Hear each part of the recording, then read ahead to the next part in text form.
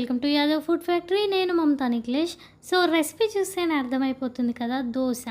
అయితే దోశ చేయడం అందరికీ వస్తుంది. కాకపోతే హోటల్ స్టైల్‌లో మంచి కలర్‌తోని సాఫ్ట్‌గా హోటల్‌లో ఎలా ఉంటుందో అలా రావాలి అండ్ రౌండ్‌గా రావాలి.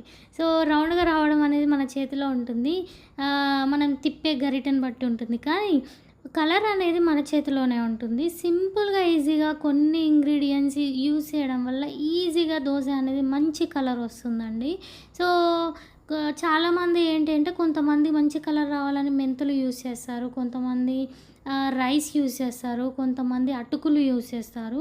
సో, నేను నా ఎక్స్‌పీరియన్స్ ప్రకారము మెంతుల కన్నా ఉడికిన అన్నం ఉంటుంది కదా!